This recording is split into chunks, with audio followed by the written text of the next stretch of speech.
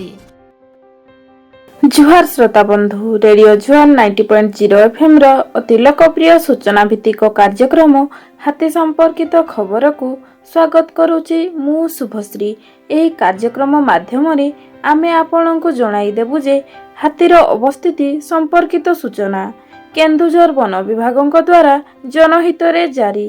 ଆଜି ତାରିଖ 3/3/2025।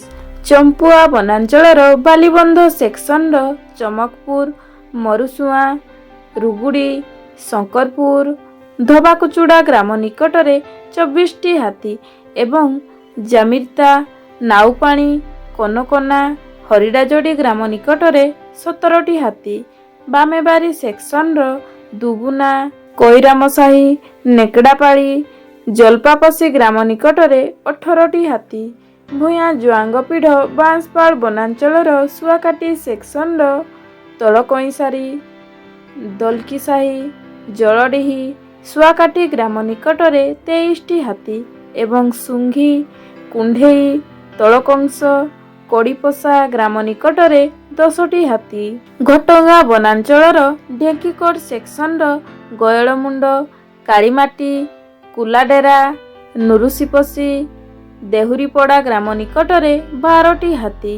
ଘଟଗାଁ ସେକ୍ସନର ଦୁଃଖବାହାଳି, ମୁର୍ଗାପାହାଳି, କୁସୁନପୁର ଗ୍ରାମ ନିକଟରେ 2ଟି ହାତୀ। ତେଲକୋଇ ବନାଞ୍ଚଳର ବିମଳା ସେକ୍ସନର କାନ୍ତଲସୁଆଁ, କରମଙ୍ଗି, ପଡ଼ାଙ୍ଗ, କୃଷ୍ଣପୁର ଗ୍ରାମ ନିକଟରେ 13ଟି ହାତୀ ଏବଂ ଶଙ୍କଲେଇ, ନିପିଣ୍ଡା, ପଡ଼ାଙ୍ଗ, ବନ୍ଧା, ବାଲିଯୋଡ଼ି ଗ୍ରାମ ନିକଟରେ 23ଟି ହାତୀ।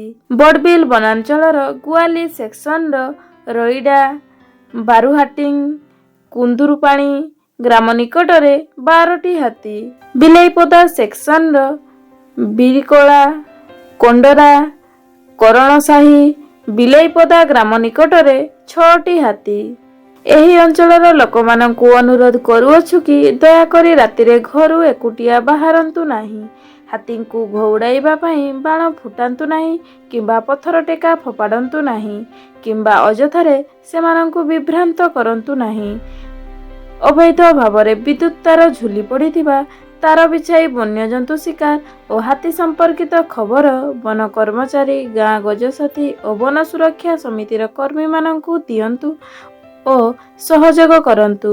ଏହି ସମ୍ପର୍କିତ ଖବର କେନ୍ଦୁଝର ବନଖଣ୍ଡ ଅଧିକାରୀଙ୍କ ନିୟନ୍ତ୍ରଣ କକ୍ଷର ମୋବାଇଲ ନମ୍ବର 6370592099 ମାଧ୍ୟମରେ ମଧ୍ୟ ଜଣାଇ ପାରିବେ। ଆଜିର ହାତୀ ସମ୍ପର୍କିତ ଖବରକୁ ଆମେ ଏଇଠାରେ ରଖୁଛୁ। ସତର୍କ ରୁହନ୍ତୁ, ସୁରକ୍ଷିତ ରୁହନ୍ତୁ।